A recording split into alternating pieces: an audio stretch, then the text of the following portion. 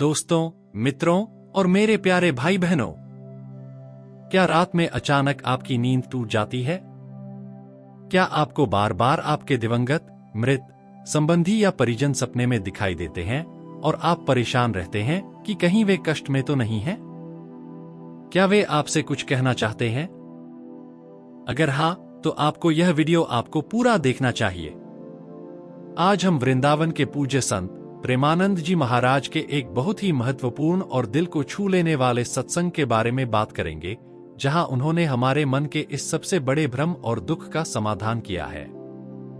यह जवाब आपके मन को शांति देगा और आपको बताएगा कि इन सपनों को कैसे देखना चाहिए। सपने में मृत संबंधी क्यों दिखते हैं? प्रेमानंद जी महाराज ने बताया इसका गहरा अर्थ। एक बार 76 वर्ष के एक भक्त महाराज जी के पास अपनी यही समस्या लेकर पहुंचे। उन्होंने बताया कि उन्हें उनके मृत परिजन सपने में बहुत कष्ट झेलते हुए दिखाई देते हैं। भक्त ने पूछा, महाराज जी, क्या यह उनके प्रति मेरे किसी प्रतिकूल व्यवहार का परिणाम है, या वे मुझसे कुछ कहना चाहते हैं? मित्रों, यह सवाल हम सबके मन में आता है जब हम किसी प्यारे व्यक्ति को खो देते हैं और फिर उन्हें कष्ट में देखते हैं। हम तुरंत खुद को दोषी मानने लगते हैं। लेकिन महाराज जी का उत्तर इस दृष्टिकोण को हमेशा के लिए बदल देता है। महाराज जी का शांत और वैज्ञानिक जवाब। प्रेमानंद जी महाराज ने भक्त के सवाल का जवाब देते हुए पहले सपनों के प्रकार समझाए। उन्होंने कहा कि सपने 3 तरह के होते हैं। मृत संबंधी का सपना, जिनमें परिवार के दिवंगत सदस्य दिखाई देते हैं। ईश्वरीय सपना, जिनमें भगवान, देवी देवता या साधु संतों के दर्शन होते हैं। अस्तित्वहीन सपना, जिनका वास्तविक जीवन से कोई लेना देना नहीं होता। मन का जुड़ाव, अटैचमेंट ही है असली वजह। महाराज जी ने सबसे महत्वपूर्ण बात यह बताई कि मृत संबंधी का सपना दिखना अक्सर आपके मन के गहरे जुड़ाव, अटैचमेंट का परिणाम होता है। वह कहते हैं कि इंसान का मन कई लोगों के साथ जुड़ा रहता है, चाहे वे जीवित हों या दिवंगत परिजन। जब हम किसी से बहुत अधिक प्रेम या मोह रखते हैं, तो वह व्यक्ति हमारे अचेतन मन, सबकॉन्शियस माइंड में गहरे उतर जाता है। सपनों में दिख रहे कष्ट अक्सर उस व्यक्ति के प्रति आपकी चिंता, अपराध बोध, गिल्ट या पुराने अधूरे प्रेम का प्रतिबिंब होते हैं।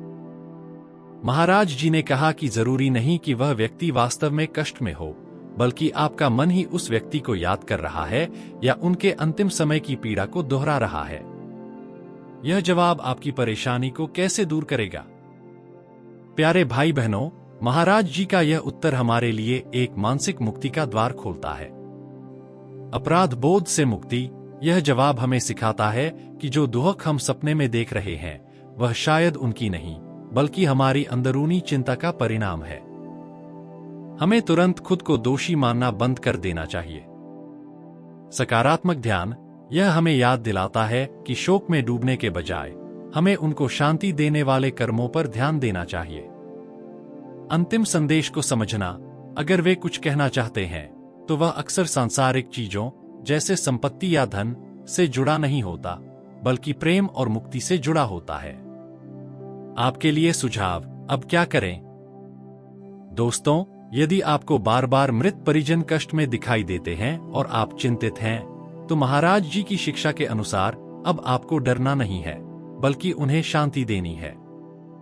एक भगवत प्रार्थना, बेस्ट सॉल्यूशन। महाराज जी का सुझाव है कि उन दिवंगत आत्माओं की शांति के लिए आपको निरंतर भगवान की प्रार्थना करनी चाहिए।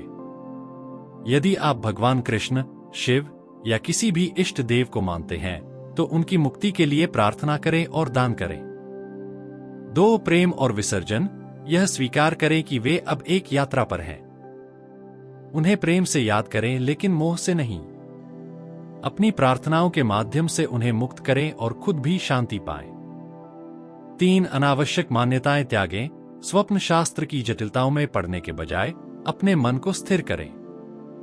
याद रखें, आपका मन ही सबसे बड़ी समस्या है और भक्ति ही सबसे बड़ा समाधान। याद रखें, वृंदावन के पूज्य संत प्रेमानंद जी महाराज की शिक्षा हमें यही बताती है कि मृत्यु अंतिम सत्य नहीं है और प्रेम का बंधन कभी नहीं टूटता। अपने परिजनों की शांति के लिए प्रार्थना करें और अपने जीवन को भक्तिमय बनाएं, यही उनके लिए सबसे बड़ी भेंट होगी। अगर आपको महाराज जी का यह उत्तर और हमारा प्रयास अच्छा लगा हो तो इस लेख को लाइक करें और उन सभी मित्रों को शेयर करें जो अपने दिवंगत परिजनों के सपनों से परेशान रहते हैं। सबका मंगल हो।